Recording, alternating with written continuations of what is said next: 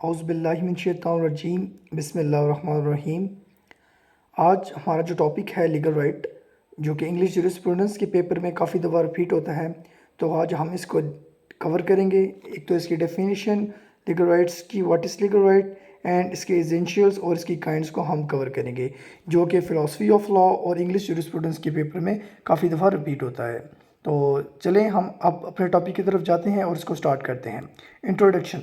Introduction में सबसे पहले ये लिखा हुआ है कि rights generally means an interest और फैसिलिटी और a privilege or immunity or a freedom. Today, complicated, no one society can live without right. अब ये कह रहा है कि राइट्स होता क्या है। राइट एक इंटरेस्ट होता है, एक फैसिलिटीज़ होती है, एक प्रिविलेजेस होती है, एक इम्यूनिटी होती है, एक फ्रीडम होती है, एक आज़ादी होती है। तो आजकल के दिनों में इंसान अपने हक के बगैर रह नहीं सकता। तो आगे हम इसकी डेफिनेशन की तरफ जाते हैं कि सालमन क्या कहते हैं।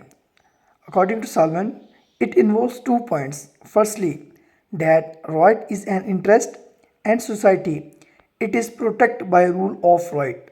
It means that it relates to his person interest, for example life, liberty, health and reputation etc. अब अकॉर्डिंग टू सॉलमन क्या कहते हैं, right is an interest recognized and protected by rule of rights. It is an interest respect for which is a duty and disregarding which is wrong. आगे हम इसकी kinds की तरफ आते हैं कि लीगल राइट्स क्या होता है और उसकी काइंड्स क्या है। लीगल राइट्स को हमने देख लिया, तो अब हम इसकी काइंड्स को देखते हैं। इसकी डिफरेंट काइंड्स हैं, ऑलमोस्ट 6 to 7 हम कवर करेंगे इस लेक्चर में, और ऑलमोस्ट 6 to 7 काइंड्स ही काफ़ी होती हैं कि एक क्वेश्चन को कंप्लीट करने के लिए। अगर तो उसने हमसे पूछा कि what is legal rights and kinds of legal rights, तो हम ये काइंड्स ऑफ लीगल राइट्स देखेंगे। अगर हमसे वो सब पूछ रहे थे कि define legal rights and essentials of legal rights, तो हम उसको एसेंशियल्स एक्सप्लेन करेंगे। एसेंशियल्स जो हैं वो हम नेक्स्ट लेक्चर में एक्सप्लेन करेंगे। अब है kinds of legal rights. Kinds of legal rights की डिफरेंट नंबर ऑफ काइंड्स हैं। पहली जो है perfect rights and imperfect rights. These rights which are enforceable by law are perfect, while which law does not enforceable or imperfect rights. अब एक और definition हम इसकी देख लेते हैं कि right which is recognised by the law and fully enforce, इसको हम कहेंगे perfect right. And right which is not fully enforceable, इसको कहेंगे हम इम्परफेक्ट राइट। अब जो सेकेंड इसकी है काइंड्स, वो है right in rem, right in personam. Right in rem means right against the whole world, मतलब कि कोई ऐसा हक जो आपका है और वो बाकी सब लोगों के ख़िलाफ़ है। जैसे आपकी पॉकेट में मनी है, वो सिर्फ आपकी है, इस पर और किसी का हक नहीं है जब तक वो आपकी पॉकेट में है। और अब इसकी राइट इन पर्सोनम क्या है, while right in personam means right against a definite person, मतलब कि कोई ऐसा हक जो पूरी दुनिया के ख़िलाफ़ नहीं होता, सिर्फ कुछ ऐसे बंदे हैं, कुछ ऐसे इंसान हैं, उनके ख़िलाफ़ होता है। जैसे आपके कज़न्स हो गए, आपके भाई हो गए, कोई ऐसी चीज़ जो आपकी है लेकिन आपके कज़न को इस्तेमाल नहीं कर सकते, वो हो गया राइट इन पर्सोनम। अब जो नेक्स्ट है proprietary right and personal right. Proprietary right which are connected with property. A person possessing any property has a proprietary right over it, and personal right means a right related with a person or a body. Every person has a status. He should not be injured or defamed. If any person injures or defames any other person, then the wrongdoer infringes the personal right of a person.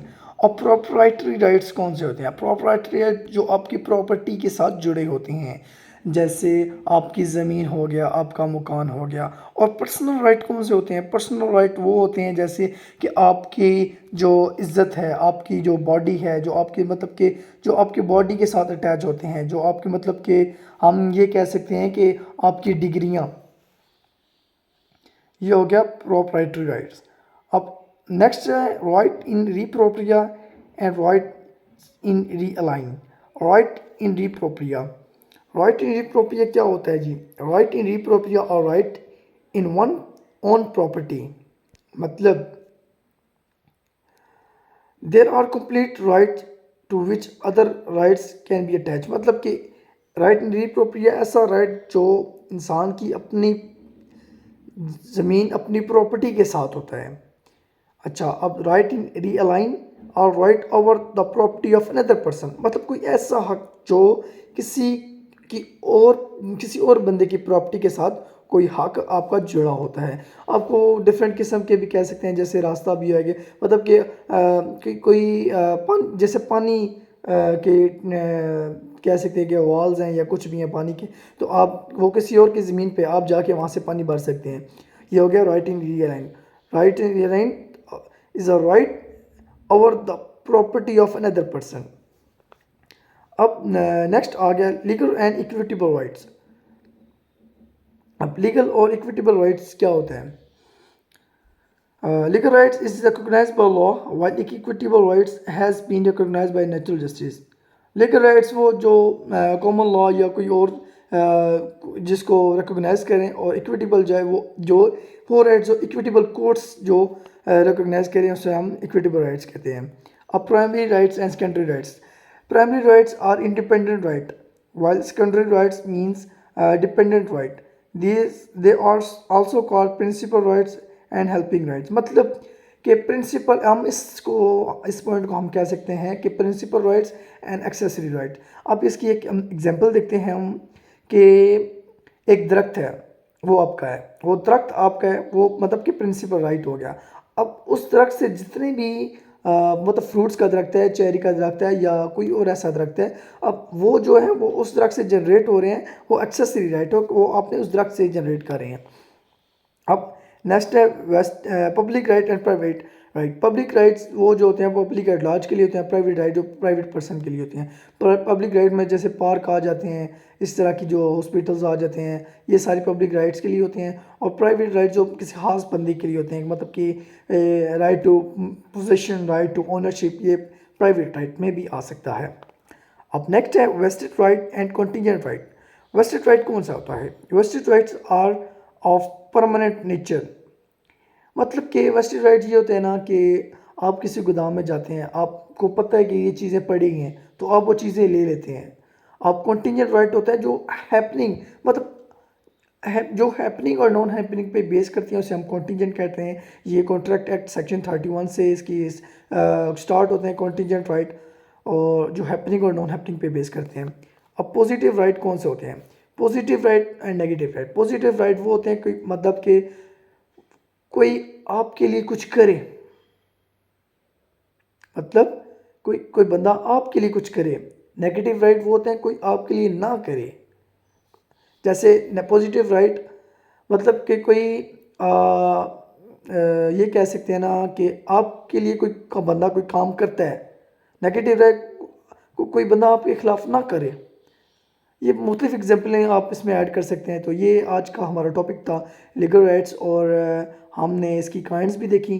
तो ये kinds हैं, enough हैं। तो next lecture में मिलते हैं हम, उसमें हम जो हैं वो एसेंशियल्स ऑफ लीगल राइट्स पढ़ेंगे, जो कि 5 हैं, जिसमें person of inheritance, person of inherence, person of incidence, और जो 2-3 हैं, क्या नाम है इसका, टाइटल ऑफ द राइट, और ये सब हम उसमें कवर करेंगे।